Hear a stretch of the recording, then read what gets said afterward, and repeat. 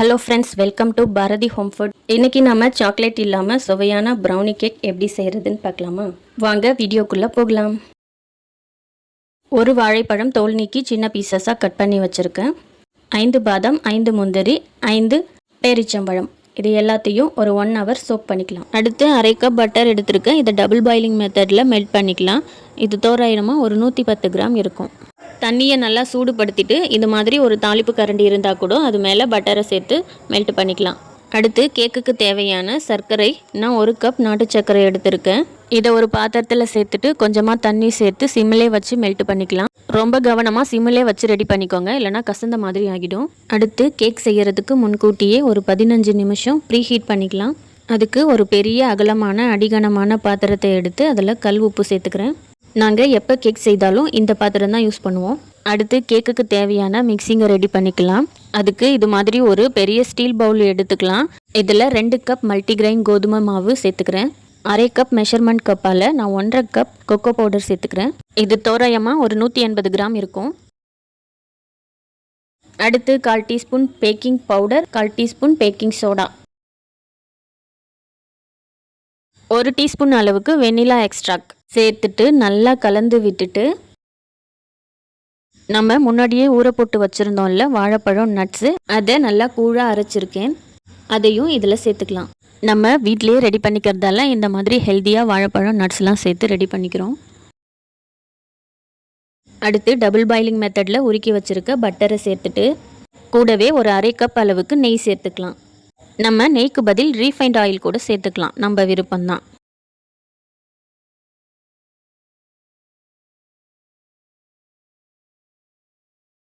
இப்போ இது எல்லாத்தையும் நல்லா மிக்ஸ் பண்ணிவிட்டு கடைசியாக நம்ம உருக்கி வச்சுருக்க நாட்டு சர்க்கரையை இதில் சேர்த்துக்கலாம்.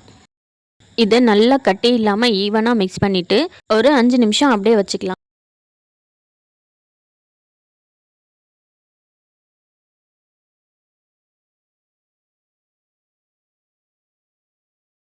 அடுத்து கேக் பேனை கீ சேர்த்து இது போல் தயார் பண்ணிக்கலாம். பட்டர் ஷீட் போட்டு பண்ணுறதா இருந்தாலும் பண்ணிக்கலாம். பட்டர் ஷீட் இல்லைன்னா இப்படியே பண்ணிக்கலாம், ஒன்றும் தப்பில்லை, கேக் நல்லா தான் வரும். அடுத்து நம்ம ரெடி பண்ணி வச்சுருக்க கேக் மிக்ஸிங்கை இந்த கேக் பேனில் சேர்த்துக்கலாம்.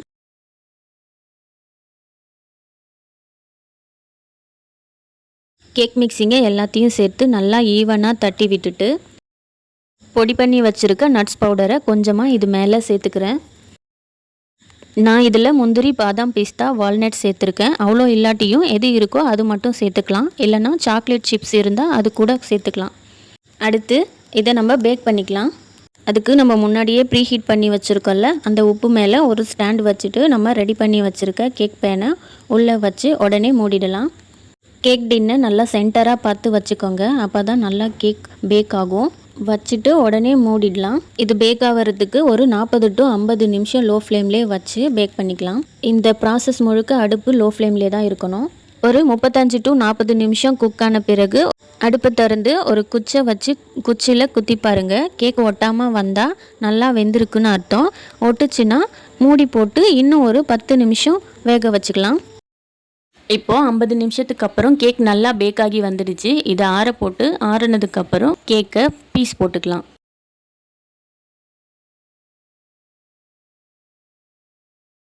இப்போ கேக்கை ஒரு பிளேட்டுக்கு ட்ரான்ஸ்ஃபர் பண்ணிக்கலாம். இந்த மாதிரி குப்பரை கவிழ்த்து எடுத்துக்கிட்டால் ஈஸியாக வரும். இப்போது இதை திருப்பி போட்டுக்கலாம். எவ்வளோ சூப்பராக ரெடியாகி வந்திருக்கு பாருங்கள். இது மேலே டாப்பிங்க்கு கொஞ்சமாக நான் ஹனி சேர்த்துக்கிறேன்.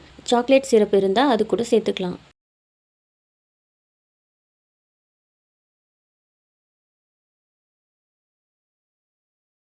இப்போ இதை கட் பண்ணிக்கலாம்.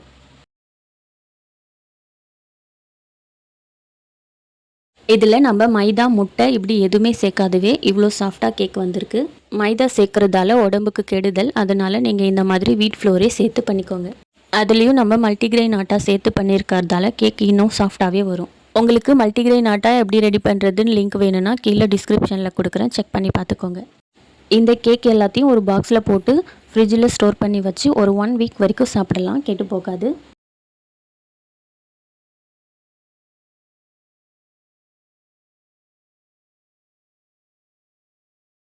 அடுத்து சின்னதாக ரெடி பண்ணியிருக்கோம்ல, அந்த கேக்கையும் பீஸ் பண்ணி ஒரு பாக்ஸில் போட்டு ஸ்டோர் பண்ணி வச்சுக்கலாம். அவ்வளோதான் ஃப்ரெண்ட்ஸ், ரொம்பவே ஈஸியான மெத்தடில் வீட்லேயே சுலபமான முறையில் கேக் ரெடி பண்ணிக்கலாம். இந்த சிம்பிளான கேக் ரெசிபி உங்களுக்கு பிடிச்சிருந்தா நீங்களும் ட்ரை பண்ணி பாருங்கள். ட்ரை பண்ணி பார்த்துட்டு கமெண்ட்டில் எப்படி இருக்குன்னு சொல்லுங்கள். இந்த வீடியோ பிடிச்சிருந்தா லைக் பண்ணுங்கள், ஷேர் பண்ணுங்கள். பாரதி ஹோம் ஃபுட்க்கு சப்ஸ்கிரைப் பண்ணுங்கள். தேங்க்யூ. தேங்க்ஸ் ஃபார் வாட்சிங்.